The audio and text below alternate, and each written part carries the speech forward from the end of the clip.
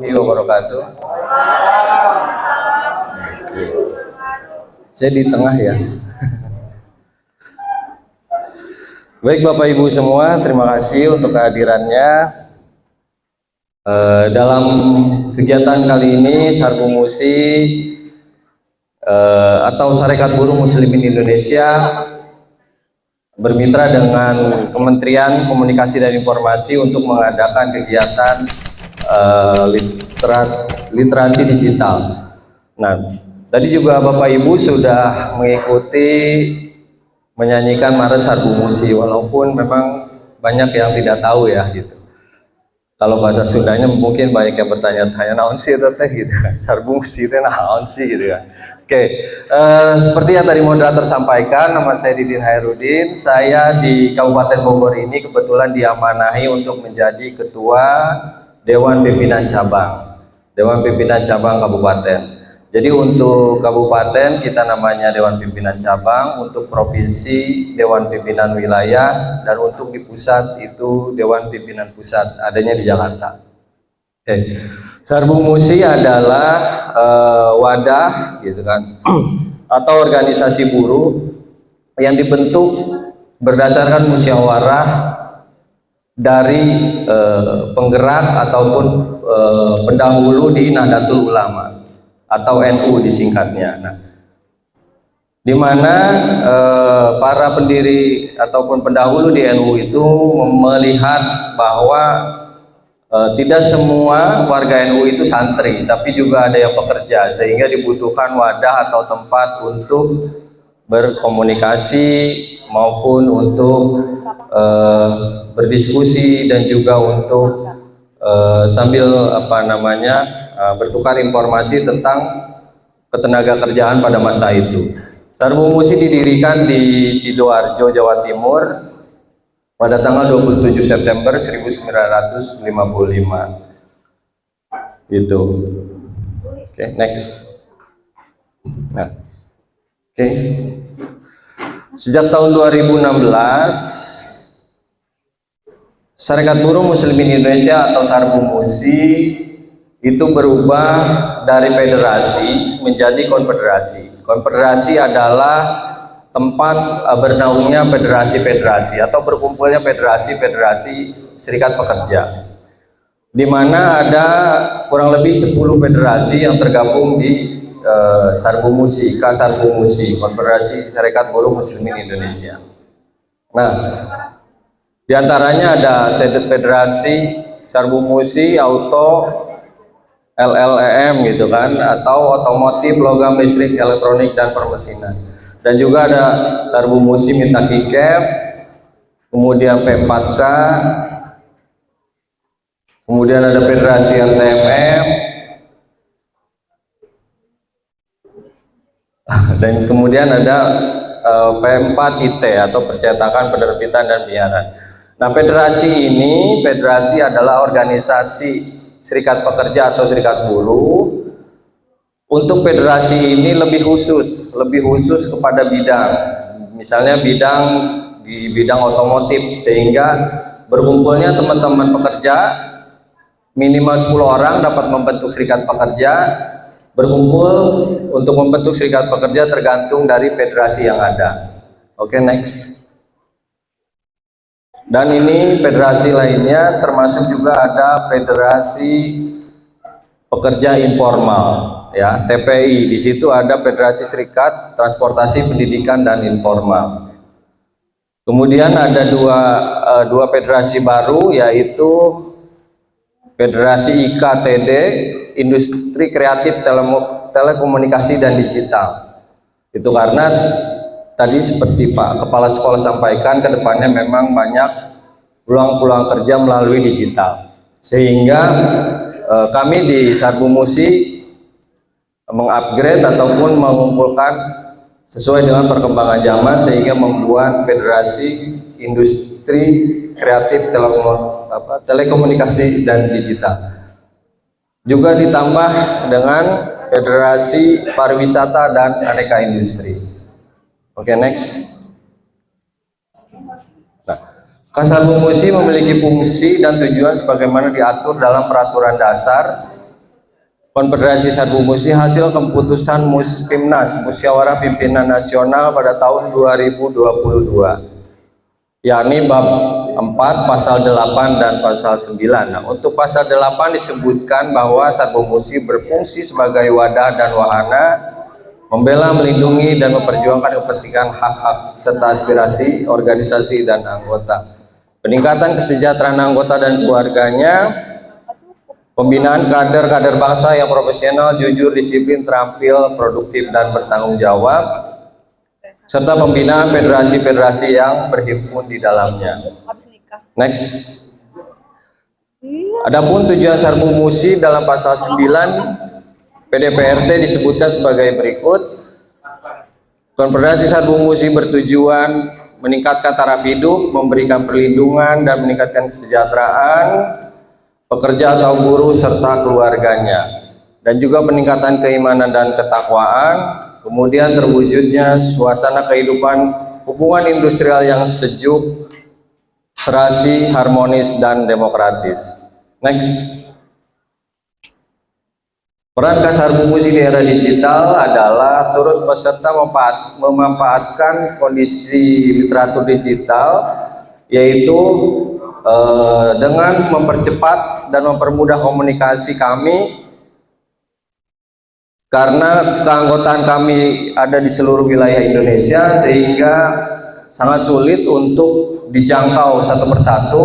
Dengan adanya literasi digital ini, dalam hitungan detik bisa terkumpul semua melalui salah satunya yaitu Zoom Meet. Itulah salah satunya keuntungan untuk digitalisasi sekarang ini. Sosialisasi dan publikasi kegiatan organisasi melalui medsos juga sangat mudah, melalui Instagram dan lain-lain. Seperti itu kelebihannya untuk kelebihan dari era digitalisasi ini. Dan di Sarbu Musi juga kami tambahkan bahwa selain aktif di Serikat Pekerja dan Serikat Buruh, kita juga atau kami di Sarbu Musi jenjang karirnya ada. Jenjang karirnya diantaranya ada beberapa perwakilan kami, anggota kami yang kemarin menjadi hakim di Pengadilan Hubungan Industrial. Terus juga ada asesor di Lembaga Badan Nasional Sertifikasi dan Profesi. Kemudian kita juga ada dosen di Poltek Ketenagakerjaan. Nah, di mana itu kuliah universitas yang dimiliki oleh pemerintah gitu kan, dan itu masuk ke sana bisa mendapat beasiswa gitu ya, kayak mendapat beasiswa. Kemudian setelah lulus dari sana, jenjang karirnya adalah menjadi mediator di Dinas Tenaga Kerja ataupun pengawas ketenagakerjaan. Nah, untuk info lebih lanjut tentang Poltek Ketenagakerjaan bisa nanti hubungi saya, Bu Ika, atau Pak Rajik tadi ya. Baik, terima kasih. Demikian materi dari saya. Terima kasih. Wallahul muwaffiq ila aqwamit thoriq. Wassalamualaikum warahmatullahi wabarakatuh.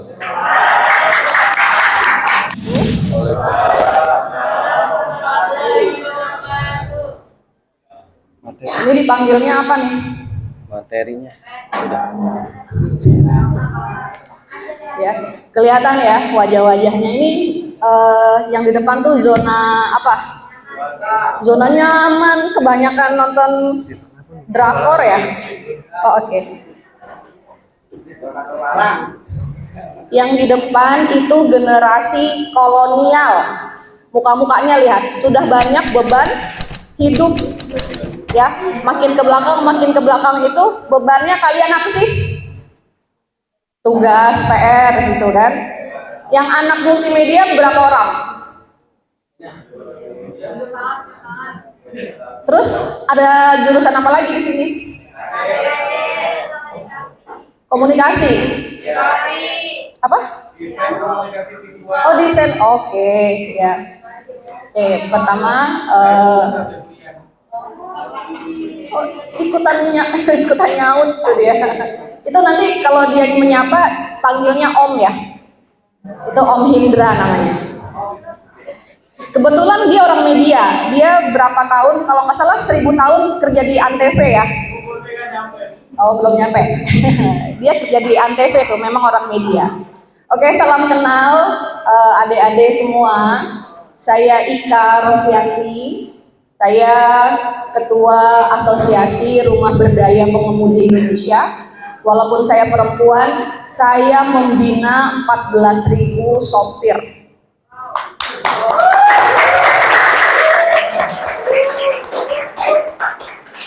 Terus saya juga adalah wakil sekretaris Dewan Pimpinan Pusat Konfederasi Serikat Buruh Muslim Indonesia yang tadi sudah dijelaskan oleh Mamang ya, karena orang Sunda, jadi Mang Didin ya, biar lebih akrab ya. Nah itu tadi Pak Didin menjelaskan serikat buruh itu apa sih, Sarbu Musi itu apa sih gitu kan. Nah yang ada di kepalanya kita semua apa sih kalau dengar serikat buruh? Apa coba? Demo. Gitu ya. Ya. Sebetulnya Sarbu Musi itu adalah salah satu dari sekian banyak konfederasi pekerja yang ada di Indonesia saat ini yang sudah terdaftar di Kementerian Ketenagakerjaan. Itu kan membawahi pekerja-pekerja ya, itu ada 400.000 yang sudah tercatat.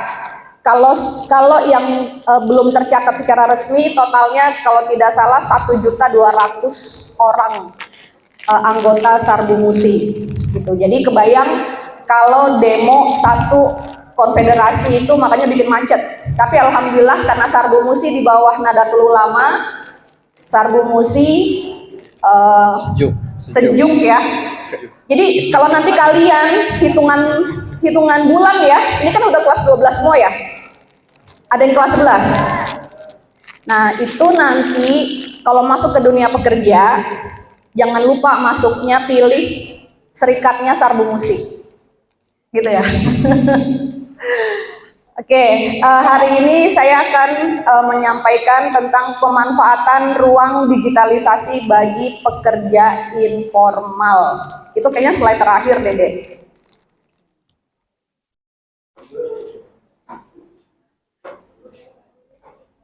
Ya, itu. Ya, pemanfaatan ruang digitalisasi terhadap pekerja informal. Ada yang tahu bedanya pekerja formal dan pekerja informal? Pekerja informal itu nanti ada ya di slide ketiga. Next. Oke, di sini kita mulai ya. Literasi digital itu apa sih?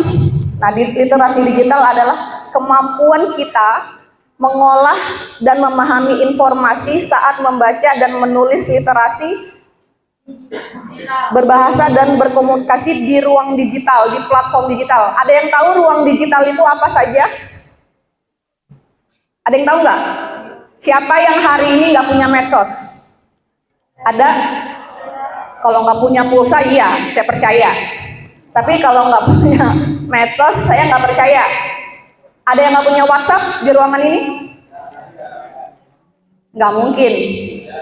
Karena sekarang udah, oh, ibu nggak punya WhatsApp? Ya Allah, kasihan banget.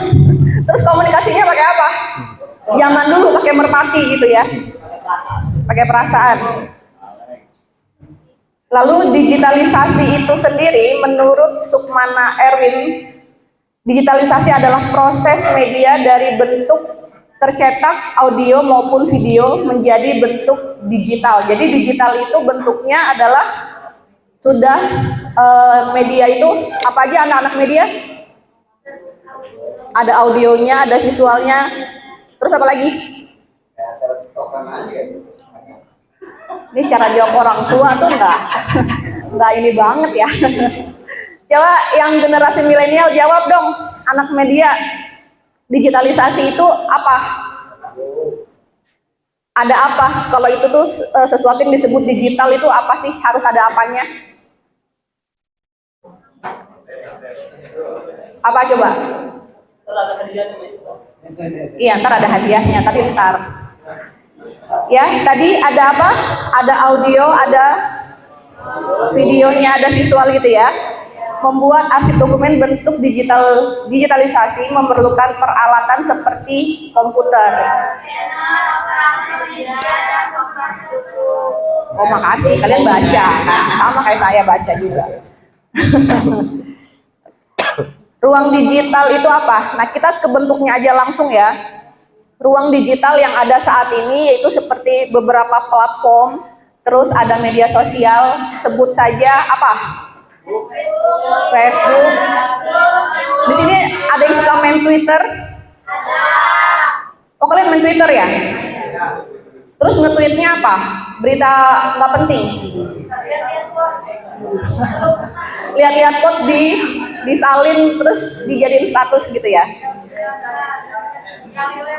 Kemudian selain ada medsos, ada apa lagi ruang digital yang ada saat ini? Platform belanja online.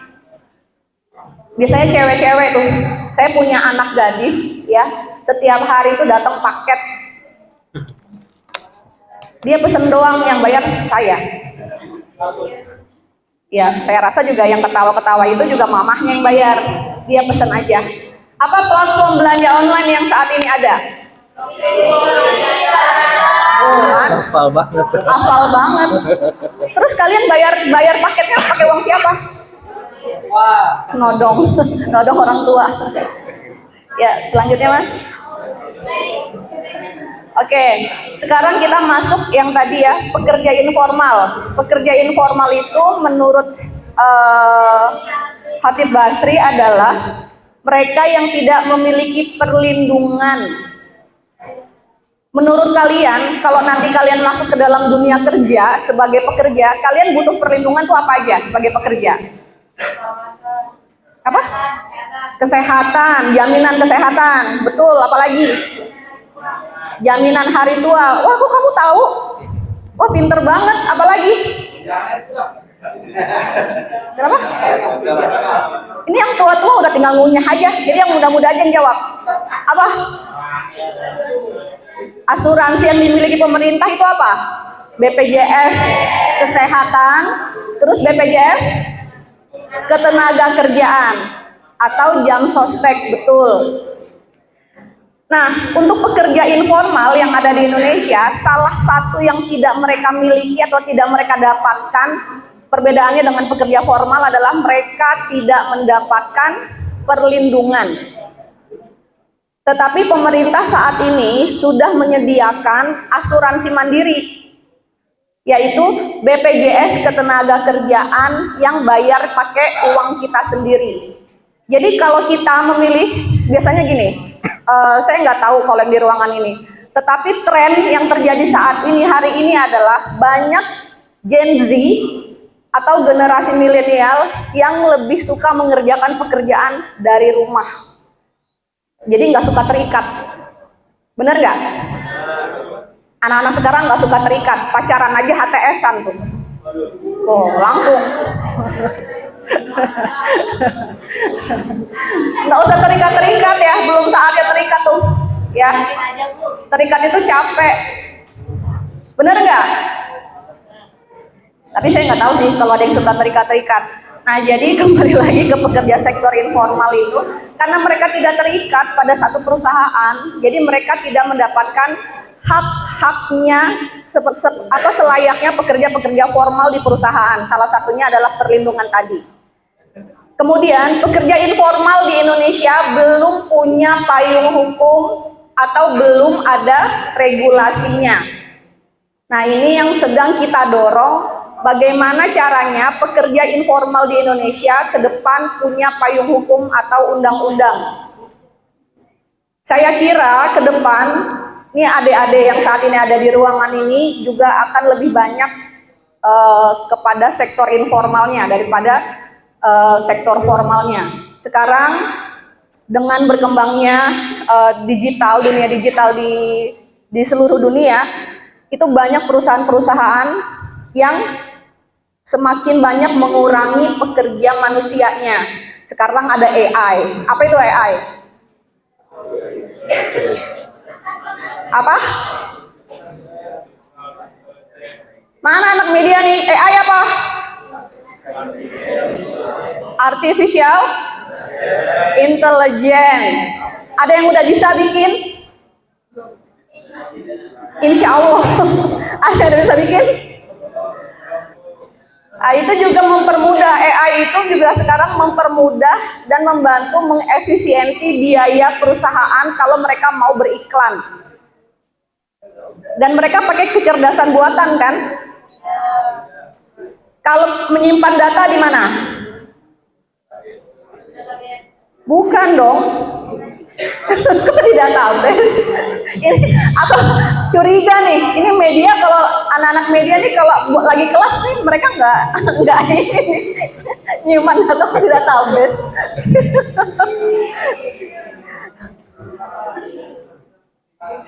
Tahu cloud? Apa fungsinya? Apa?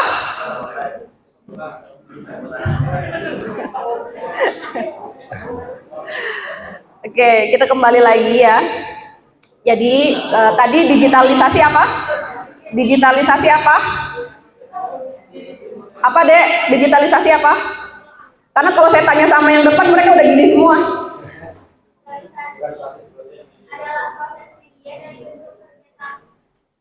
Audio dan video.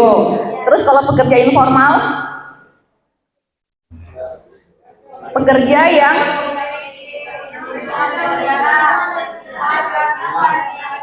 penghasilannya tidak dikenakan pajak dan tidak menentu gitu upahnya ya. Dan kalau pekerja formal itu kan setiap bulan mereka dapat upah yang disebut gaji. Itu biasanya ada standarnya tuh, ada UMP, ada UMR, tapi kalau pekerja informal nggak ada. Nah, berikutnya yang masuk ke dalam sektor informal, coba sebutkan, ada yang tahu? Pedagang kaki lima, pedagang asongan, pekerja rumah tangga, tukang ojek, penarik beca, pengemudi bajai.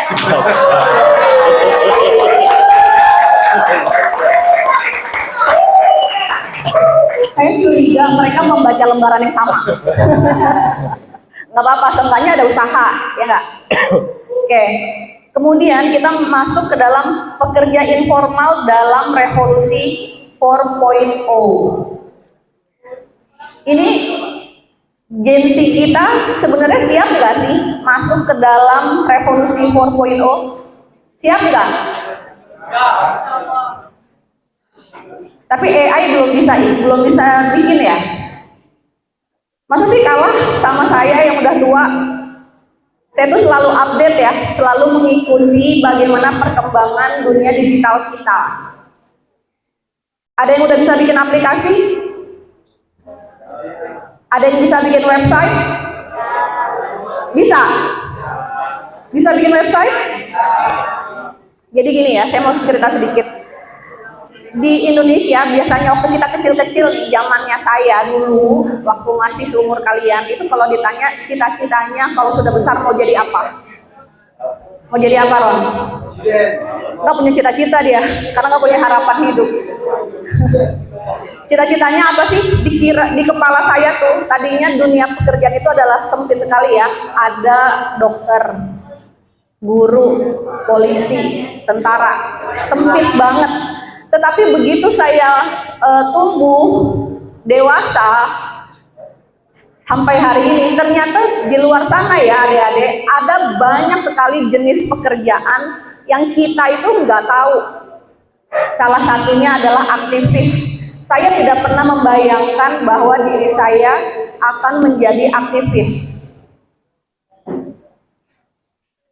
Karena dulu saya kepinginnya jadi ilmuwan atau jadi kriminolog, tetapi ternyata tidak kesampaian. Akhirnya saya menjadi aktivis. Apakah aktivis itu juga bisa mendatangkan pendapatan? Bisa. Ya, saya hari ini hidup dari pekerjaan saya sebagai aktivis. Ada yang kepingin jadi aktivis di sini? Atau belum kebayang?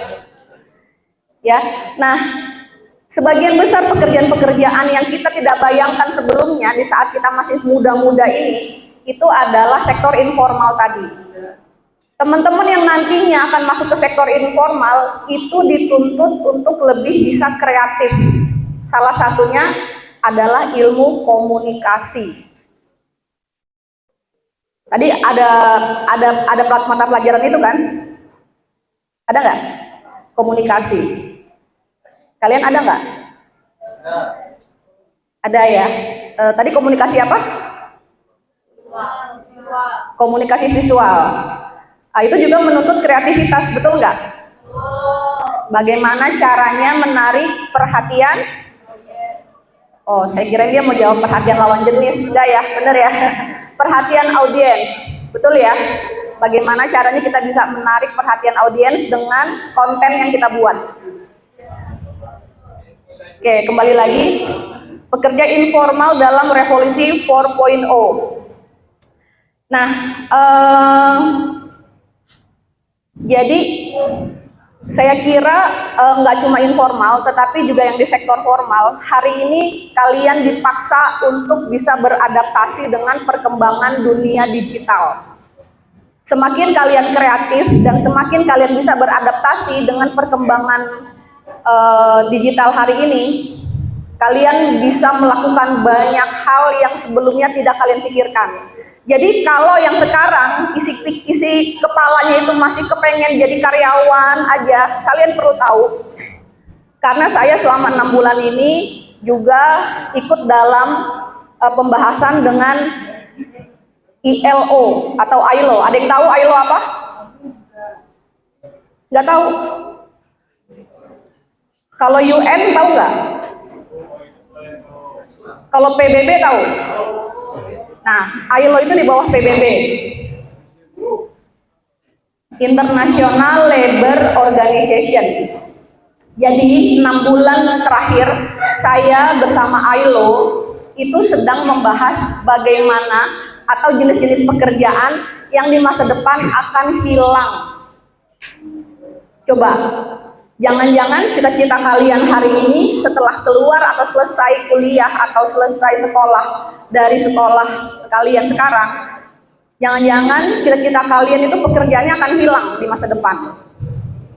Ada yang tahu jenis pekerjaan yang akan hilang? Yang akan digantikan dengan otomatisasi robot? Pekerjaan apa? Pelayanan.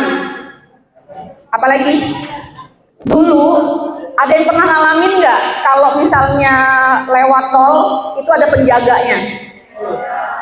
Sekarang itu ratusan ribu orang itu sekarang kehilangan pekerjaan jenis itu karena digantikan oleh.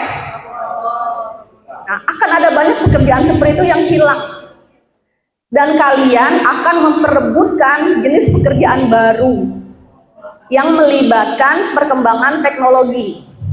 Nah, untuk adik-adik yang hari ini mengambil jurusan tadi, multimedia dan komunikasi visual ya, itu sebaiknya memang terus mengasah diri agar kalian juga bisa bertarung memperebutkan pekerjaan-pekerjaan jenis baru.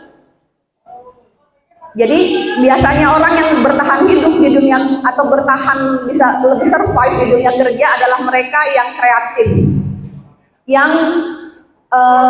pikiran itu anti mainstream. Jadi kalau ditanya hari ini cita-citanya apa?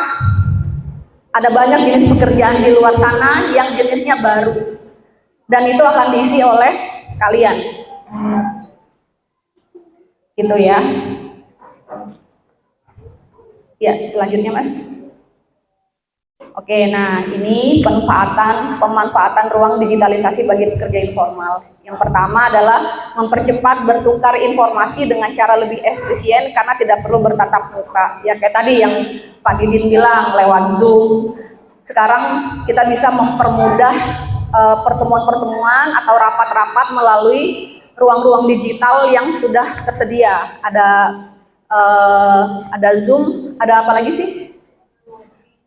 Google Meet, gitu kan? Jadi lebih efisien secara waktu. Bahkan beberapa teman kalau kita mau Zoom Meet itu mereka sambil di dalam kendaraan, kayak gitu. Jadi cukup efisien gitu ya. Yang kedua adalah memberi ruang kreativitas para pekerja informal.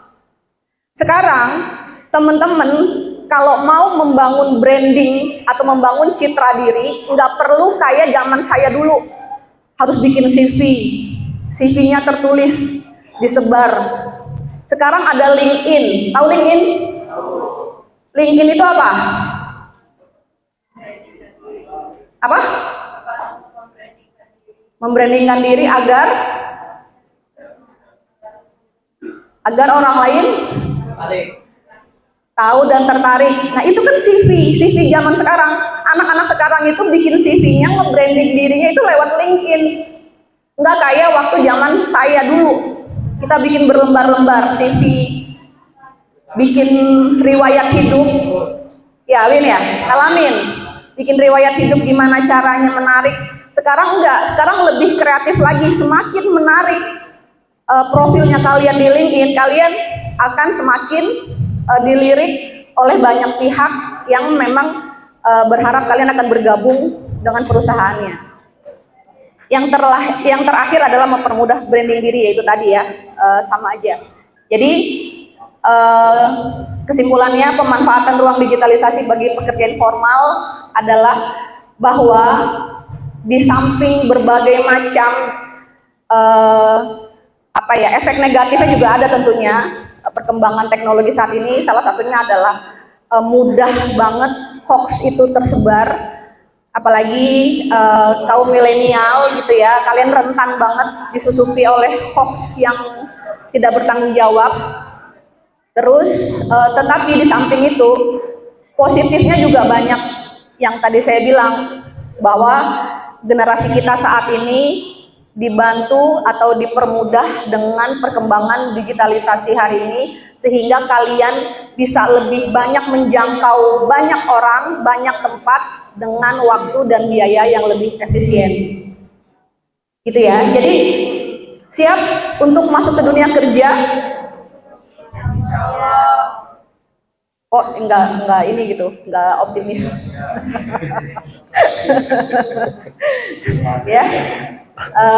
Mudah-mudahan semua yang ada di ruangan ini kedepannya bisa menjadi generasi yang siap bertarung menghadapi kerasnya pertarungan dunia kerja.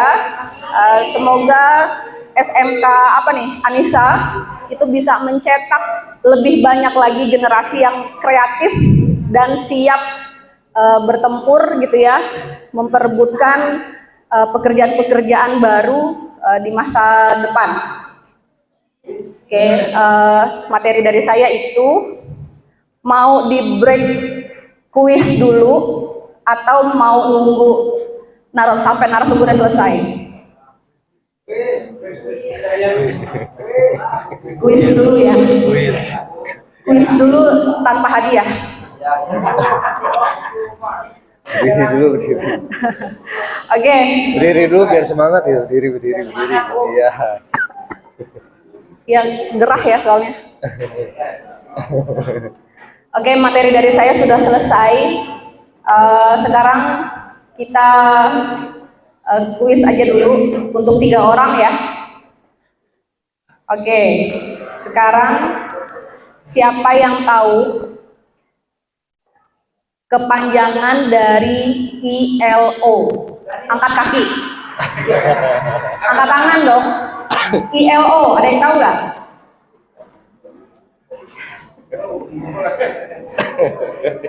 Bapak yang tadi agak susah ya Pak. Ayo, siapa? Ya, ini dulu. Under 20 yang jawab.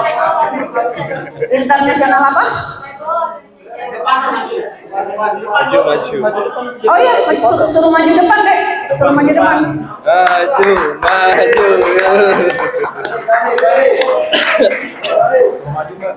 Iya, suruh maju. Nama gitu. Iya, kasih mic.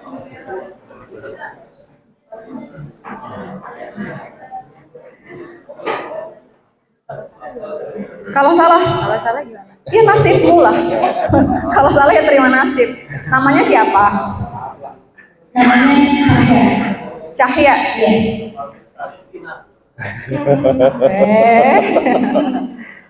I love apa deh? International Label Organization. L-nya apa? L-nya labels. Bukan label. Label itu kan judul ya, nama.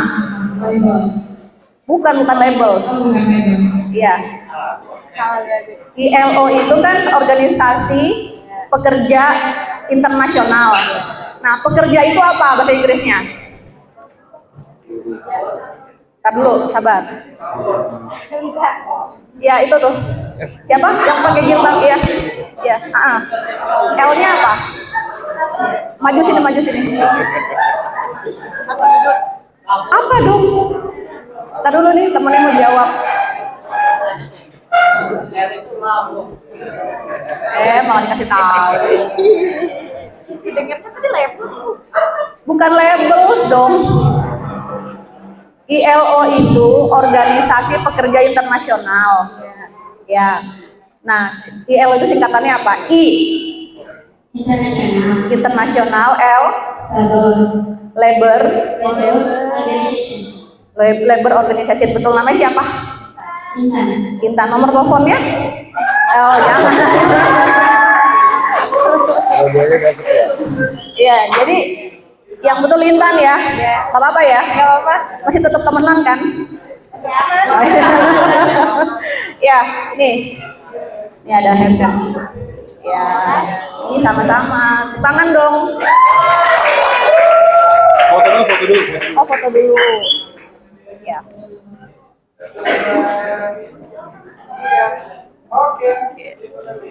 Iya. Oke, sekarang sebutkan 3, ini boleh nih bapak-bapak, ibu-ibu boleh jawab juga. Sebutkan 3 platform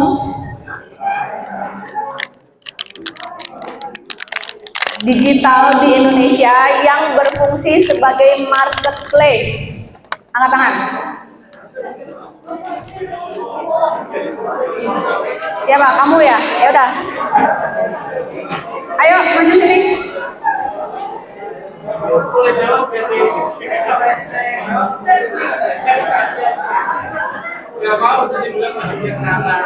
Ayo sini. Apa? 3 platform digital yang berfungsi sebagai marketplace di Indonesia. Yang pertama yaitu Lazada, yang kedua Shopee, yang ketiga TikTok Shop. Oh, dia seneng belanja berarti. Oke. Mau apa nih? Mau apa? Ini ada kabel data, ada holding handphone, sama ada ini headset. Mentahnya aja, ngajarinnya bener ya. Oh iya. Kurir. Iya, ini kurirnya. Ya. Oke.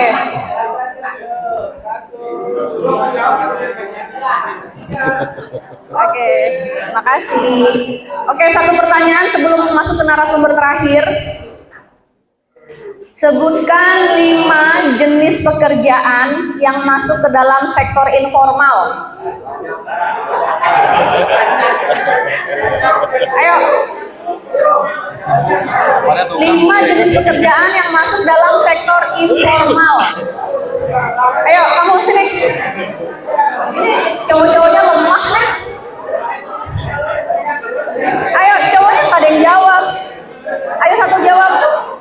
5 jenis pekerjaan yang masuk sektor informal. Ayo cowok, anak cowok satu. Sini informal. Ayo maju Gibran, itu siapa tuh namanya? Siapa? Jendra. Ayo, dorong aja, dorong.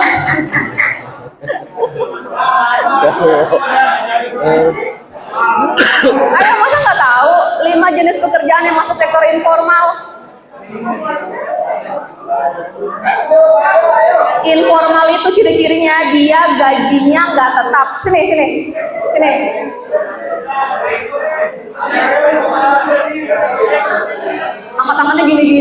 ragu-ragu.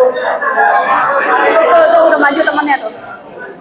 Ayo dong, badannya udah besar sekali nih.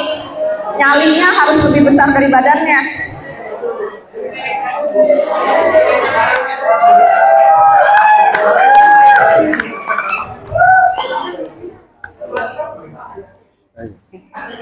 Wah tinggi betul, kamu saya minder jadinya. Namanya siapa? Zidan. Mic-nya di itu. Gimana sih anak media nyalain mic nggak bisa? Namanya Zidan.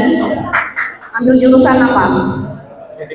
Multimedia dong, nggak bisa nyalain mikrofon tuh gimana? Ya, sebutkan 5 jenis pekerjaan yang masuk sektor informal. Pedagang asongan. Pedagang semua dong. Pedagang semua, pedagang asongan, pedagang. Tukang sampah. Tukang sampah yang mana nih? Ya, iuran. Ya terus. Tukang ojek. Tukang beca. ART atau pekerja rumah tangga, betul, tepuk tangan dong. Semua yang mana? Ya, ada. Oke. Foto dulu deh.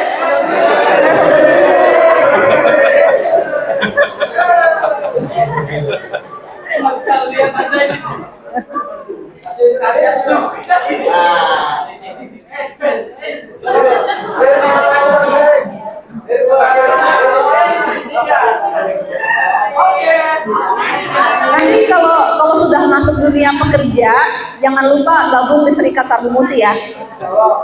Dia nggak mau tuh kan, ambil lagi hadiahnya nih. Oke, terima kasih sudah dari saya. Selanjutnya nanti dilanjut sama narasumber berikutnya. Terima kasih. Assalamualaikum warahmatullahi wabarakatuh.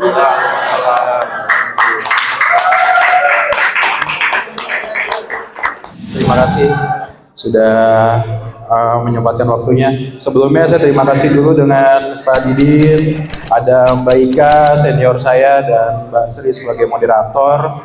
Tepuk tangan dulu dong untuk semua yang di depan hari ini. Mudah-mudahan ada. Dan untuk Konfederasi Sarbu Musi, ya. Nanti kalau kata Mbak Ika tadi, teman-teman yang udah kerja boleh gabung ke Sarbu Musi. Banyak keuntungan ya, Pak Didin ya.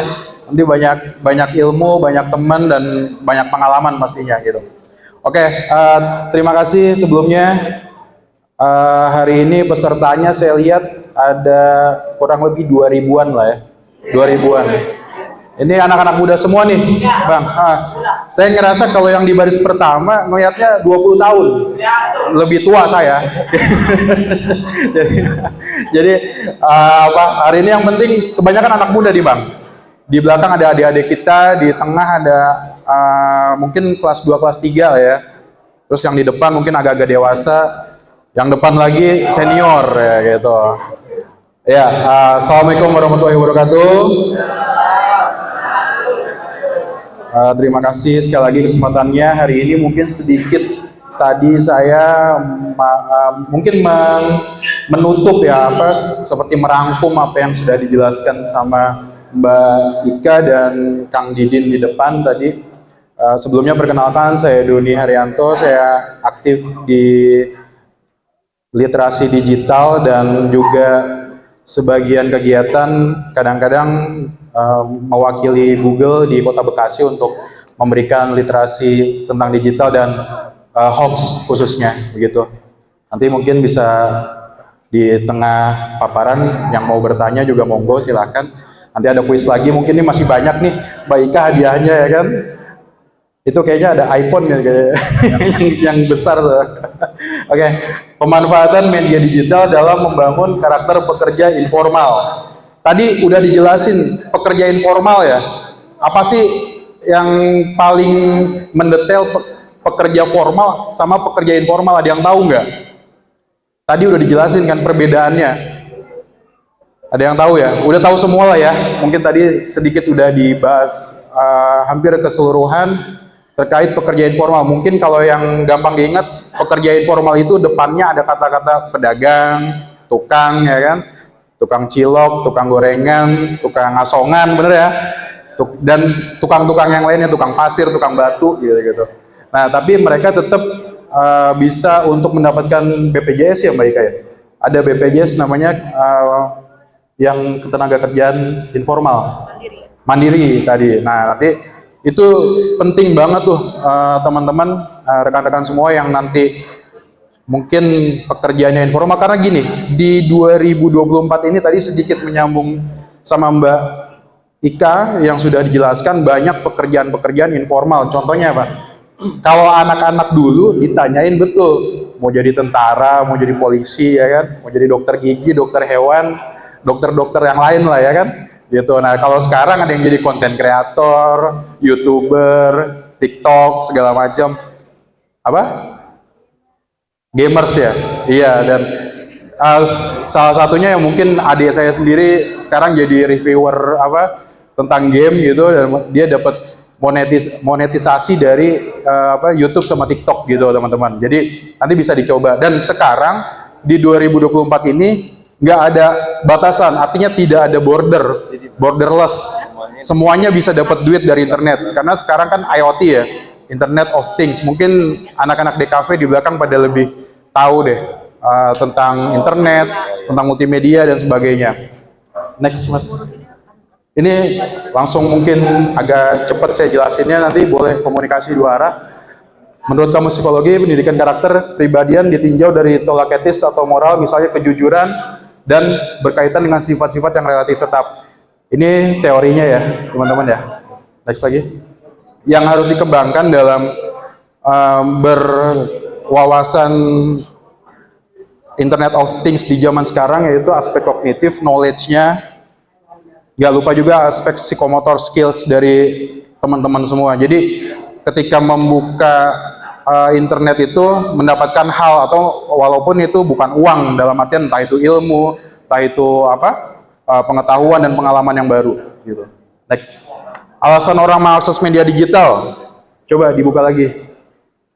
25,3% update informasi. Biasanya ibu-ibu di sini update informasi apa, Bu?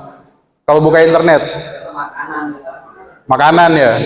Atau ini, isunya ini, Rizky Bilar. Kan biasanya ibu gitu kan ya? Iya, makanya. Nah, 20,8% pekerjaan. Nah, mungkin buat teman-teman atau rekan-rekan yang lagi mau cari kerja, cari freelance, cari part-time, itu dia pasti cari-cari tentang informasi pekerjaan. Contohnya tadi ada LinkedIn, ada sekarang yang paling baru juga ada Glints gitu di aplikasi handphone di Play Store ya. 13,5% waktu luang. Jadi karena saking gabut ya kan. Tahu arti gabut nggak ini? Tahu kan gabut kan? Nganggur, nggak ngapa-ngapain. Jadi bete, males, ya udah buka-buka internet. Tapi kadang-kadang nih awal dari gabut ini awal dari negatif biasanya. Hati-hati ya, apalagi buat teman-teman, apalagi bapak-bapak nih. Terbuka internet yang ke kanan, ke kiri gitu. Nah, itu harus benar-benar harus diproteksi banget. Nah, 10,3% sosialisasi, ngechat kanan kiri ya kan, mau tahu tanya kabar, alumni teman SD, SMP, SMA. 9,2% pendidikan, mungkin tahu tentang informasi beasiswa segala macam. 8,8%-nya hiburan dan 8,5%-nya bisnis. Jadi mungkin ini kebanyakan buat ibu-ibu yang punya online shop, yang jualan sekarang. Tapi tetap di 25%-nya itu update informasi, ada apa sih gitu. Hari ini, besok, atau yang lalu ketinggalan berita. Apalagi sekarang bisa dicek lewat YouTube ya, streaming ya kan. Kemarin ada debat-debat pemilu, sekarang yang nggak kebagian nonton bisa nonton streaming di YouTube. Next, Mas. Kontribusi media digital bagi pekerja informal. Keberadaan media digital dalam hal ini tadi udah dijelasin, ada digital pemasaran digital, digital marketing maksudnya ini ya. Ada e-commerce dan lain-lain. Nah, mungkin ada satu nih, tadi udah dijelasin sebelumnya sama narasumber kita yang hebat-hebat ini. Ada satu nih Mbak Ketua, hal yang suka lalai anak-anak muda kita. Tadi ada pertanyaan kan, Shopee apa segala macam. Kok bisa? Itu kadang-kadang dari pay letter tuh, Mbak. Nah, kayak gitu kan. Iya, dari pay letter ini membahayakan sebenarnya. Kalau teman-teman nggak bisa mengatur keuangan. Jadi, tahu pay letter ya, teman-teman ya? Nah, jadi dia beli, bayarnya besok, ya kan? Apa 2 bulan dicicil, 3 bulan. Nah, ini sekedar informasi juga. Ini sebenarnya fasilitas yang bagus dari entah itu Shopee, entah itu apapun yang berbau-bau pay letter begitu. Tapi teman-teman juga harus sadar, harus ada sumber pengembalian atau kepastian kapan bisa bayar biar teman-teman namanya nggak jelek gitu kan di perbankan. Jadi ketika nanti udah kerja, mau ambil motor, mobil, mau ambil apapun masih bisa. Nah ini kadang-kadang jebakan anak-anak muda nih, Mbak Ika sama Kang Didi nih, ini parah, banyak yang akhirnya dikejar-kejar ke rumah, ibunya yang ngadepin ya kan gitu. Dikejar-kejar ke rumah orang tuanya. Nah itu pay letter tuh ya gitu. Mungkin lebih bijak aja, lebih ke depannya lebih bisa buat ngatur hawa nafsu nih, jangan cekot, nah, nggak ada saldonya dia pakai pay letter gitu. Yang penting teman-teman bisa bertanggung jawab sama apa yang dilakukan di sosial media dan internet gitu. Di sini ada bidang kewirausahaan digital, ini tadi udah. Next lagi mas. Manfaat media digital tadi udah dijelaskan ya, banyak usaha-usaha informal yang memang diberikan keuntungan dampaknya itu banget dari internet tuh ke pekerjaan informal kayak tadi dagang baju sekarang bisa reseller kan gitu ya. Jadi kita nggak punya barang tapi kita bisa numpang ke orang, terus ketika ada orderan kita ambil dari pedagangnya, kita dapat untung kayak gitu. Dan benar-benar memang di dunia digital marketing ini yang diuntungkan adalah pekerja informal karena ya tadi mereka kan banyak pedagang ya, banyak pedagang, kurir, terus kan kalau banyak pesanan kurir juga makin cakep tuh ya kan, makin banyak kerjanya, makin banyak poinnya, makin banyak bonusnya dia ngirim-ngirim barang. Nah di sektor usaha informal juga kita mendapatkan pelanggan baru lintas media sosial. Jadi tadinya promo di TikTok, terus tahu-tahu ada iklan berbayar masuk lagi ke mana? Masuk lagi ke Facebook, masuk lagi ke X tadi ya. Twitter sekarang ganti X ya adik-adik ya kan? Ada yang tahu nggak kenapa? Mbak, kalau ada yang tahu kita kasih hadiah gimana? Gak apa-apa ya? Coba, ada pertanyaan deh. Tadi saya mungkin nggak kepikiran. Twitter itu kan udah ganti nama jadi X. Itu gara-garanya kenapa? Ada yang tahu nggak teman-teman? Angkat tangan coba, ada yang tahu nggak? Twitter kan sekarang udah bukan Twitter namanya. Logonya udah ganti loh. Logonya udah ganti jadi X. Nah, kenapa tuh? Kok jadi X gitu? Apa kita nggak boleh ngakses gitu kan? Disilang gitu kan? Kenapa? Ada yang tahu nggak? Ini ada hadiahnya masih banyak loh di depan nih. Yang tahu coba angkat tangan. Kenapa Twitter sekarang ganti logonya jadi X? Ayo kenapa? Itu kan ketiga nih. Ada yang tahu? Angkat tangan coba. 1, 2. Yang tahu angkat tangan nggak apa-apa. 2,5. Nggak ada nih. Nggak ada yang tahu. Angkat tangan. Siapa yang tahu? 2,5. Terakhir, sebelum saya bocorin, ada yang tahu nggak? Gak apa-apa, angkat tangan, gak apa-apa, maju ke depan sini, ambil hadiahnya. Belakang, siapa? Maju ke sini deh. Itu tadi udah angkat tangan. Ada, bener nih, gak ada yang mau jawab? Gak ada yang mau jawab nih? Hah? Ya udah, gak ada yang mau jawab. Akhirnya saya yang jawab sendiri. Jadi Twitter itu kenapa ganti jadi namanya X? Mau jawab? Enggak. Takut salah. Jadi gini, Twitter itu kenapa jadi X? Pertama tadi karena kepemilikannya sudah berganti. Jadi Elon Musk kayak gitu ya. Ya mungkin teman-teman tahu di sini beberapa Elon Musk yang punya apa? Mobil SpaceX, mobil Tesla, mobil listrik. Nah, kenapa dikasih logonya X? Untuk cita-citanya ke depan Twitter atau X ini yang baru menjadi wadah penyalur semua informasi untuk dari politik, ekonomi, lingkungan, budaya gitu. Jadi dibeli, diakuisisi dan menjadi namanya X sekarang. Jadi udah nggak ada Twitter ya, udah nggak ada lambang burung biru ya, gitu ya. Gitu. Jadi gitu teman-teman ya. Nah tadi ada juga pasar digital. Nah tadi sudah kita bahas gimana pelaku-pelaku informal ini berdagang segala macam di dunia internet ya. Nah terus ada juga pasar digital. Jadi ada sebagian pedagang sekarang yang mengkonversi usahanya tuh lewat Facebook Market, teman-teman. Jadi dia udah nggak dagang lagi, dia tetap dagang di apa? Kayak jualan motor, jualan mobil, tapi pembelinya lebih banyak di Facebook Market. Facebook ada marketnya kan? Ada Facebook Market. Nah itu transaksinya lebih enak di situ. Jadi tahu kondisi barang, tahu barangnya ada di mana dan minusnya apa aja gitu, terutama mobil, motor gitu. Terus jam, handphone tuh banyak di Facebook Market.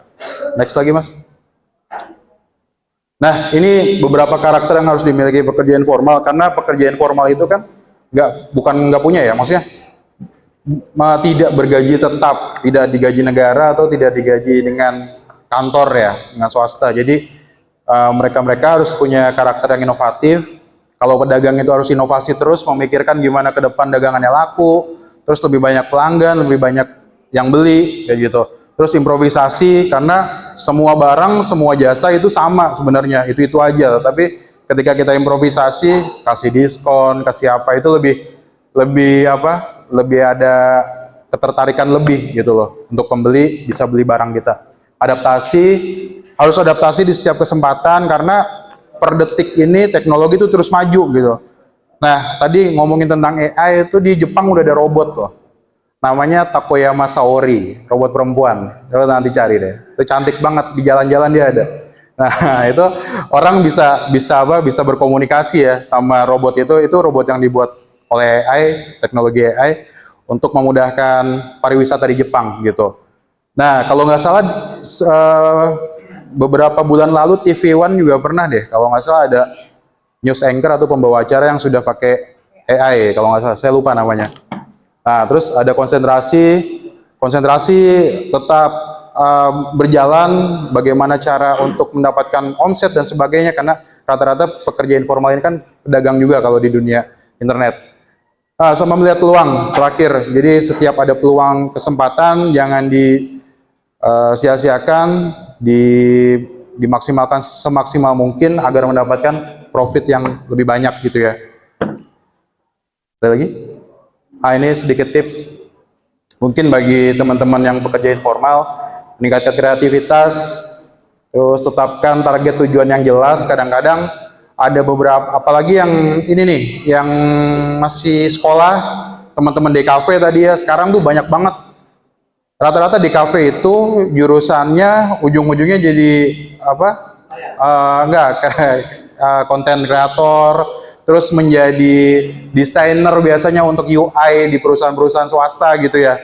Di elektronik, di handphone, di gadget gitu. Rata-rata karena di kafe itu kan mainnya sama kreativitas ya. Ya kan? Ngedit, terus bikin konten, bikin editor video gitu-gitu. Dan nggak menutup kemungkinan juga di stasiun-stasiun televisi atau di YouTube channel yang orang-orang sekarang pada punya. Terus tunjukkan eksistensinya, tunjukin eksistensinya bahwa kita tuh ada gitu. Kalau kita dagang, kita ada, kita jualan baju, jualan jam, jualan handphone, kita tuh ada dan kita aktif gitu. Percaya diri, udah pasti harus pede bahwa apa yang kita lakukan itu menghasilkan buat keluarga yang halal, untuk pekerja informal, dan untuk pelanggan kita, untuk klien kita, yang pasti barang yang kita jual atau yang jasa yang kita tawarkan ke mereka diterima dengan baik dan mereka mendapatkan kepuasan atas transaksi kita, baik barang ataupun jasa. Membangun dan menghargai jaringan. Nah, contohnya hari ini dari Sarbu Musi mengadakan literasi digital kayak gini-gini tuh membangun jaringan sebenarnya. Jadi dari bapak ini ke bapak ini ntar kenalan ya kan. Yang belakang ada minta nomor telepon, nomor Instagram gitu-gitu. Jadi nanti kedepannya bisa buat cross selling. Cross selling tuh jualan, tapi dia jualan yang lain juga gitu. Tapi tetap satu pedagang. Nah, terus atau ada yang membutuhkan jasanya, jasa pengiriman, jasa kurir, jasa angkut gitu. Apalagi saya lihat ada teman-teman RBPI juga di sini. Mungkin yang kayak gini-gini tuh bisa tadi membangun dan membuat jaringan semakin lebar gitu. Karena mungkin sedikit info kalau di pekerja informal ya, bersilaturahmi menambah rezeki itu udah jadi pameo ya, udah jadi apa? Udah jadi slogan lah gitu. Karena kan mereka-mereka yang bekerja di informal itu mengharapkannya dari silaturahmi dan koneksi berjejaring setiap kegiatan, setiap agenda gitu teman-teman. Ada yang mau ditanyain mungkin? Ini habis ya slide-nya? Ya, mungkin untuk paparan saya sedikit banyaknya teman-teman nanti mungkin tahu ya, ada yang udah dapat juga selebarannya atau sheet-nya, nanti bisa dibaca lagi, dipahamin lagi, ini gampang kok. Dan saya yakin teman-teman di sini mau umurnya yang udah kolonial tadi kata Mbak Ika, terus ada yang milenial, nah itu pasti bisa sukses deh, sama asal tepat waktunya dan momentumnya pas. Karena Kolonel Sanders yang punya KFC itu sukses di umur 60 tahun Bang gitu. Jadi setelah dia pensiun nggak punya duit, dia bikin KFC, nah dia baru sukses di umur 60 tahun. Dan itu kan bagian dari informal ya, bagian dari dagang gitu. Mungkin kalau nggak ada pertanyaan nanti ada kuis lagi dari narasumber, dan kalau ada yang mau ditanyakan nanti monggo boleh ditanyakan. Selebihnya mohon maaf atas kekurangan, dan apa yang saya sampaikan mudah-mudahan dapat diterima. Assalamualaikum warahmatullahi wabarakatuh.